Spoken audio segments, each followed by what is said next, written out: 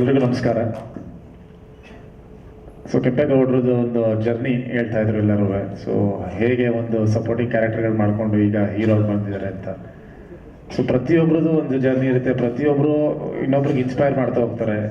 So ಆಗ ನೋಡಿದ್ರೆ ಈಗ ನಾನು ಅವಾಗ ಇನ್ನೂ ಆ್ಯಕ್ಟರ್ ಆಗಬೇಕು ಅಂತ ಅನ್ಕೊಂತಿದ್ದಾಗ ಹರೀಶ್ ಅವ್ರದ್ದು ಅವರೇ ಡೈರೆಕ್ಟ್ ಮಾಡಿದ್ರು ಅನ್ಸುತ್ತೆ, ಕಲಾಕಾರ ಅಂತ ಒಂದು ಸಿನಿಮಾ. ಸೊ ಆ ಸಿನಿಮಾ ಒಂದು ನೀವೇ ಡೈರೆಕ್ಟ್ ಮಾಡಿದ್ರು ಸರ್. ಸೊ ಅದನ್ನು ನಾನು ಮೇನಕಾ ಥಿಯೇಟ್ರಲ್ಲಿ ನೋಡಿದ್ದೆ. ಸೊ ನಾನು ಒಬ್ಬ ಆ್ಯಕ್ಟರ್ ಆಗಬೇಕು ಅಂತ ಹೋದಾಗ ಅದೊಂದು ಆ್ಯಕ್ಟರ್ ಆಗೋದು ಒಬ್ಬ ಆ್ಯಕ್ಟ್ರದ್ದು ಒಂದು ಲೈಫ್ ಸ್ಟೋರಿ ಥರ ಇದ್ದಿದ್ದು ಒಂದು ಚಿತ್ರ. ಸೊ ತುಂಬ ಅದ್ಭುತವಾಗಿತ್ತು, ತುಂಬ ಇನ್ಸ್ಪೈರ್ ಮಾಡಿತ್ತು. ಸೊ ಅದೇ ರೀತಿ ಅಂದರೆ ಒಬ್ಬೊಬ್ರು ಜರ್ನಿನೂ ಇನ್ನೊಬ್ರಿಗೆ ಇನ್ಸ್ಪೈರ್ ಮಾಡ್ತಾ ಹೋಗುತ್ತೆ. ಅವ್ರ ಕೆಲಸದ ಮುಖಾಂತರ ಆಗ್ಬೋದು, ಅಥವಾ ಅವ್ರದ್ದು ಸಿನಿಮಾ ಮುಖಾಂತರ ಆಗ್ಬೋದು, ಅಥವಾ ಅವ್ರ ಲೈಫ್ ಮುಖಾಂತರ ಆಗ್ಬೋದು.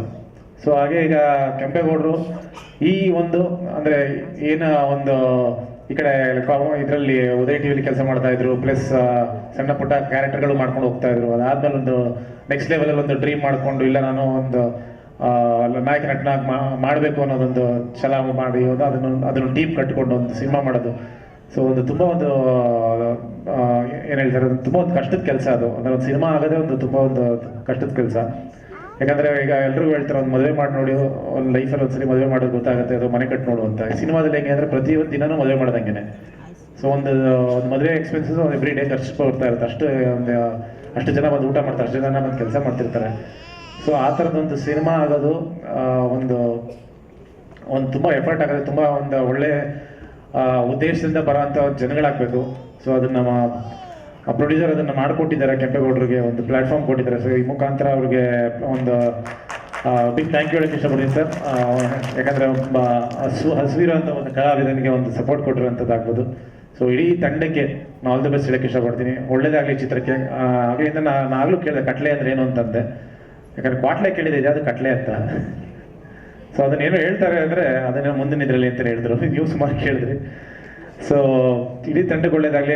ಅದ್ಭುತವಾದ ಒಂದು ಟೆಕ್ನಿಷಿಯನ್ಸ್ ಇದ್ದಾರೆ. ನಮ್ಮ ಮ್ಯೂಸಿಕ್ ಡೈರೆಕ್ಟರ್ ಶ್ರೀಧರ್ ಸಂಭ್ರಮ್ ಅವ್ರು ಆಗ್ಬೋದು, ಚೇತು ತುಂಬ ಅದ್ಭುತ ಬರೀತಾರೆ. ನಮಗೆ ಕೆಲವು ಲಿರಿಕ್ಸ್ ರೈಟರಲ್ಲಿ ಬರೀ ಒಂದು ಲೈನ್ ಕೇಳ್ತಿದ್ದಂಗೆ ಹೇಳ್ಬೋದು ಚೇತು ಬರೆದಿರೋದು ಅಂತ.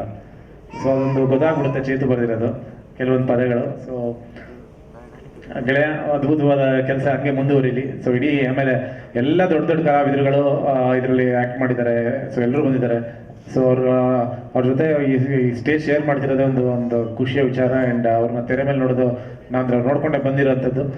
ಸೊ ಈ ಚಿತ್ರ ಡೆಫಿನೆಟ್ಲಿ ಅಂಥ ಒಳ್ಳೆ ಕಲಾವಿದರು, ಅಂಥ ಟೆಕ್ನಿಷಿಯನ್ಸ್ ಎಲ್ಲ ಸೇರಿರೋಂಥ, ಪ್ಲಸ್ ಒಂದು ಒಳ್ಳೆ ಹೃದಯ ಇರೋಂಥ ನಿರ್ಮಾಪಕರು ಸೇರಿದ್ದಾರೆ. ಆ್ಯಂಡ್ ಹಸುವಿರೋಂಥ ಕೆಂಪೇಗೌಡರು ಎಲ್ಲ ಸೇರಿ ಮಾಡಿರೋದ್ರಿಂದ ಡೆಫಿನೆಟ್ಲಿ ಒಂದು ಒಳ್ಳೆ ಚಿತ್ರ ಆಗುತ್ತೆ. ಇಡೀ ತಂಡಕ್ಕೆ ಆಲ್ ದ ಬೆಸ್ಟ್ ಹೇಳಕ್ಕೆ ಇಷ್ಟಪಡ್ತೀನಿ. ಒಳ್ಳೆದಾಗಲಿ ಎಲ್ಲರಿಗೂ. Thank you.